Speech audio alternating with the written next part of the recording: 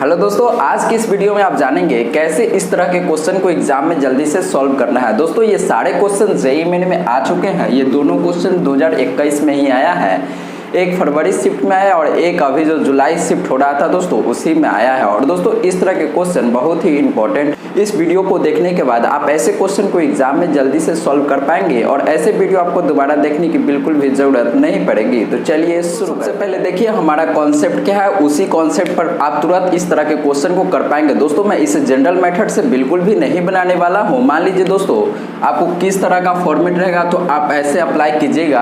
आप ध्यान से सुनिए, यानी कि दोस्तों जब भी आपके पास a² plus bx plus c कोई क्वाड्रेटिक इक्वेशन दिया रहेगा और इसका रूट्स दोस्तों अल्फा एंड बीटा है। सिंपल ध्यान से सीखिए दोस्तों, मैं क्या सिखाना चाहता हूँ। कोई एक क्वाड्रेटिक इक्वेशन है जिसका रूट्स अल्फा एंड बीटा है, तो ऐसे में दोस्तों एक और एक्सप्रेशन क्वेश्चन में गिवन है, यानी कि दोस्तों ऐसा कुछ गिवन होगा क्वेश्चन में Sn अल्फा के पावर वो n प्लस माइनस बीटा के पावर n, यानी कि दोस्तों जो इसका रूट्स है उसके पावर में n, जो यहाँ पर वेरिएबल है वही यहाँ पर रहेगा। ठीक है दोस्तों, ऐसा कुछ इक्वेशन अगर गिवन है जो कि ये सारे क्वेश्चन दोनों क्वेश्चन में दिया हुआ है और ऐसे क्वेश्चन बहुत बार आ चुके हैं और इस पर मैं पहले भी वीडियो बना चुका हूँ। अगर आप वो वीडियो नहीं देखे हैं और उसमें भी दोस्तों जो इससे पहले 2019 में या उससे पहले जो IIT में क्वेश्चन आया हुआ था वो क्वेश्चन हम करवाए हैं और 2020 में भी आया था इस तरह के क्वेश्चन। तो दोस्तों उस वीडियो का लिंक भी मैं डिस्क्रिप्शन में दे दूंगा, आप वो वीडियो भी जाकर देख लीजिएगा। फिलहाल दोस्तों मैं इसे बताता हूँ। जब दोस्तों ये इक्वेशन क्वाड्रेटिक इक्वेशन और इसका रूट्स अल्फा एंड बीटा है और ये इस तरह का इक्वेशन एक और दिया हुआ है, तो ऐसे में डायरेक्टली दोस्तों एक आपको इक्वेशन लिखना होगा और इसी से आपका सारा क्वेश्चन बन जाएगा। वो इक्वेशन क्या है, ध्यान से देखिए। ए लिख दिए, ऊपर से Sn प्लस, यहाँ पर दोस्तों प्लस है इसलिए प्लस। अब दोस्तों यहाँ पर x का कोफिशिएंट जो है b, तो b लिख दिया। अब क्या करना है, जो यहाँ पर Sn है ना दोस्तों, Sn है तो Sn में एक कम करना है, मतलब Sn-1 जो n को कम करना है, यानी कि Sn-1। अब फिर दोस्तों यहाँ पर प्लस है तो यहाँ पर प्लस और c है तो c। अब फिर से यहाँ पर एक और चीज लिखना है, Sn-2 = 0। अब दोस्तों ये इक्वेशन है। अब ये इक्वेशन कैसे लिखे आपको बताता हूँ, इसे जल्दी से कैसे याद करना है। यानी कि दोस्तों x² के जगह पर Sn लिखना है, यानी कि दोस्तों सबसे पहले देखिए x² का कोफिशिएंट क्या है, a है तो a लिख दिया, फिर x का कोफिशिएंट क्या है b, तो b लिख दिया, और फिर c है तो c लिख दिया। ठीक है दोस्तों, बस इतना करने के बाद यहाँ पर Sn है ना दोस्तों, Sn है तो यहाँ पर Sn लिख दिए। बस यहाँ पर जो लिखा हुआ है, जो यहाँ पर लिखा हुआ है वही यहाँ पर लिख दिया और उसके बाद जो n है n में से एक कम करके करते चले जाना है। यानी कि पहले n फिर n में से एक कम करेंगे तो n-1, फिर इसमें से एक कम करेंगे तो n-2। अब दोस्तों कई बार ये जरूरी नहीं होता है कि ये शुरू हम n से ही करें।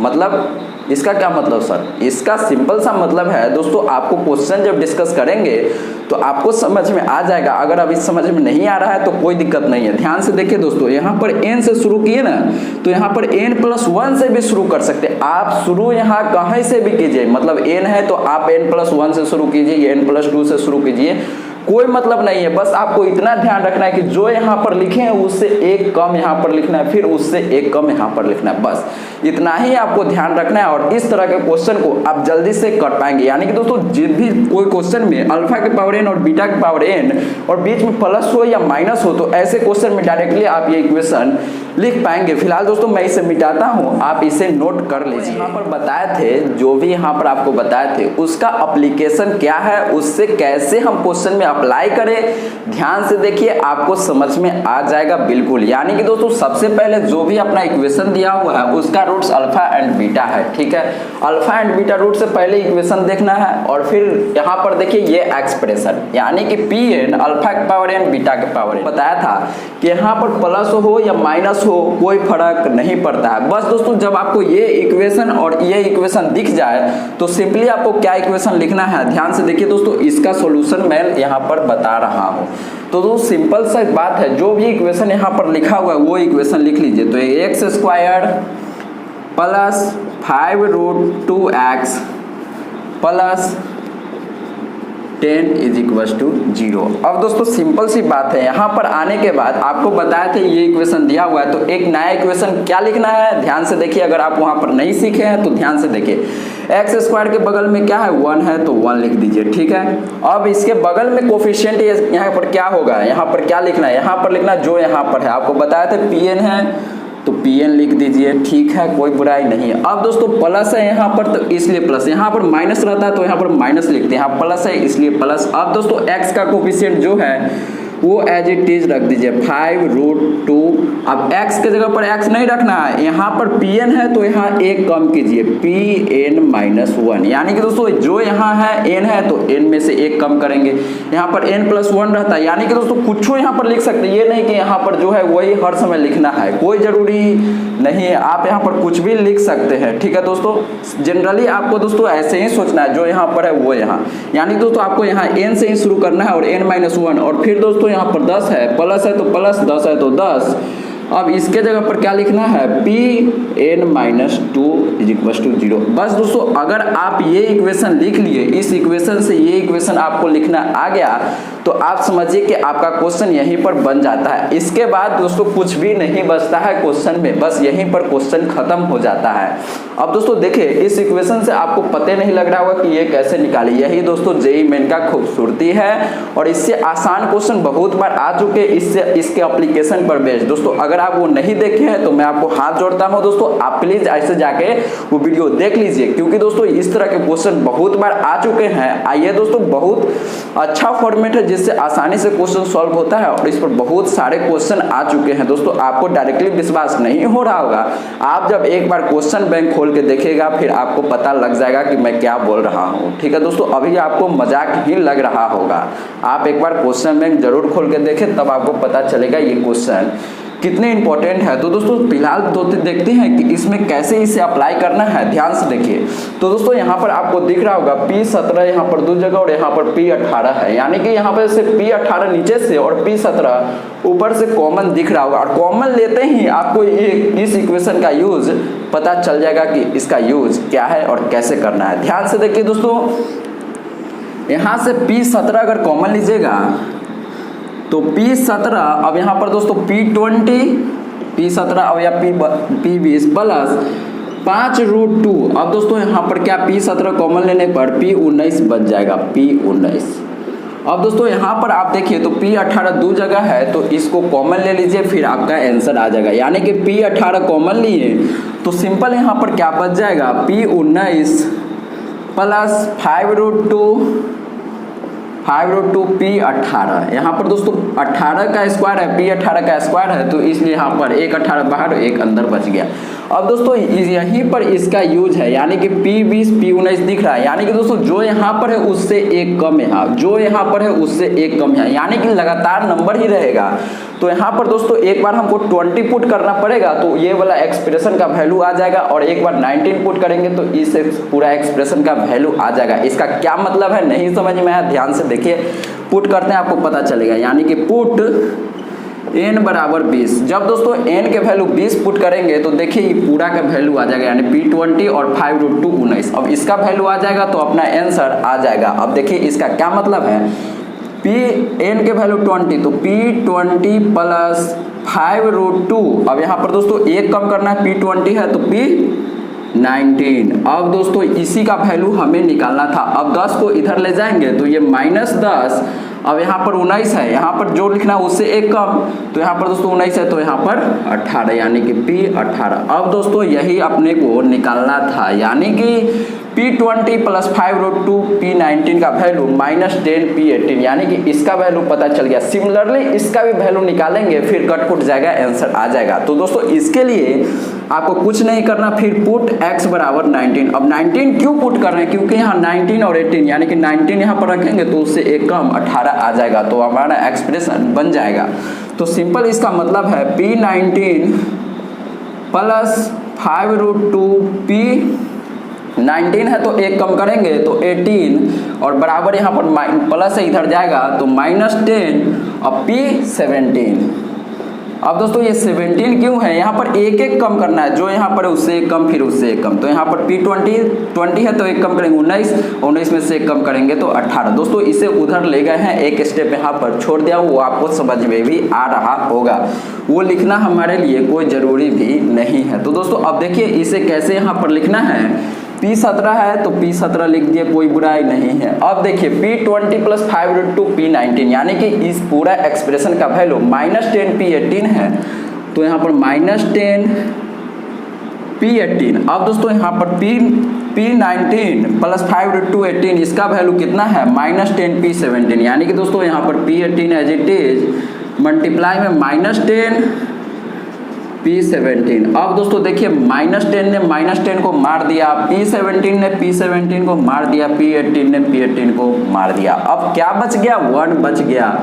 तो दोस्तों 1 ही अपना आंसर है। देखिए दोस्तों कितना जल्दी ये सॉल्व हो रहा है। अगर दोस्तों वीडियो में आपको अच्छा लग रहा है और ये सारे चीज़ समझ में आ रहा है तो वीडियो को जरूर से कर दीजिए लाइक। दोस्तों बहुत मेहनत कर रहा हूँ, आप देख ही पा रहे होंगे। और दोस्तों ये डायरेक्टली आपको यूट्यूब पर ऐसे तरीका आपको नहीं देखने को मिलेंगे कि इस इक्वेशन से ये इक्वेशन कैसे लिखे। दोस्तों आप इसे जनरल मेथड से सॉल्व कीजिएगा, यानी कि अल्फा बीटा रूट्स सेटिस्फाई करवा के बनाइएगा, तो दोस्तों इतना जल्दी आपका आंसर नहीं आएगा। आप एक बार खुद से ट्राई कर लीजिए। फिलहाल दोस्तों आप इसे नोट कर लीजिए, मैं इसे मिटाता हूं। दोस्तों जो भी कॉन्सेप्ट में हम आपको पहले बताए थे या जो फार्मूला आप उसको बोल लीजिए, तो उसी को अब इसमें अप्लाई कैसे करना है ध्यान से देखिए। इसमें भी अप्लाई करेंगे और सब में वही काम करना है जिसमें भी आपको यहाँ पर Pn अल्फा के पावर n बीटा के पावर n बीच में प्लस हो या माइनस हो, तो वही फार्मूला आपके दिमाग में आना चाहिए। नहीं आता है तो दोस्तों लाइए, आना ही चाहिए वही फार्मूला। लेकिन दोस्तों पिछले क्वेश्चन में क्या था, यहाँ पर इक्वेशन दिया हुआ था, इक्वेशन से हम यहाँ पर एक्सप्रेशन न्यू एक्सप्रेशन लिख लिए थे। लेकिन दोस्तों जब आप यहाँ ध्यान से देखिएगा तो यहाँ पर कोई भी क्वाड्रेटिक इक्वेशन नहीं दिया हुआ, लेकिन क्वाड्रेटिक इक्वेशन बनाने के लिए एक यहाँ पर इंफॉर्मेशन गिवन है। क्या इंफॉर्मेशन गिवन है ध्यान से देखिए तो आपको पता लगेगा। अल्फा प्लस बीटा के वैल्यू 1 दिया हुआ, अल्फा * बीटा के वैल्यू -1 दिया हुआ, यानी कि दोस्तों इससे हम इक्वेशन बना सकते हैं। यानी कि क्वाड्रेटिक इक्वेशन इससे हम डायरेक्टली कैसे बना सकते हैं, आपको पता होगा x² - सम ऑफ रूट। तो सम ऑफ रूट्स क्या है, अल्फा प्लस बीटा के वैल्यू -1 है तो -1 x हो जाएगा। अब प्लस में अल्फा इंटू बीटा, तो अल्फा इंटू बीटा के वैल्यू -1 है, तो सिंपल से दोस्तों यहाँ पर -1 आ गया। यानी कि दोस्तों ये तो आपको आता ही होगा। अब दोस्तों इससे हम न्यू एक्सप्रेशन कैसे बना सकते हैं ध्यान से देखिए। इससे न्यू एक्सप्रेशन दोस्तों यहाँ पर Pn है तो यहाँ पर सिंपल पहले x² कोफिशिएंट 1 है तो 1। अब 1 के जगह पर क्या लिखना है, यहाँ पर Pn है तो यहाँ पर Pn लिखना है। अब हो गया। अब माइनस यहाँ पर है तो इसलिए माइनस, अब यहाँ पर 1 है तो इसलिए 1, -1 है तो यहाँ पर -1 लिख दिया। अब x के जगह पर क्या लिखना है, जो भी यहाँ पर Pn है Pn में से एक कम करेंगे यानी कि Pn -1। अब फिर दोस्तों यहाँ पर -1 है इसलिए -1, अब Pn -1 है यहाँ तो Pn -2 यहाँ पर लिखेंगे। एक कम करते जाना है, बस आपको इतना ध्यान रखना है।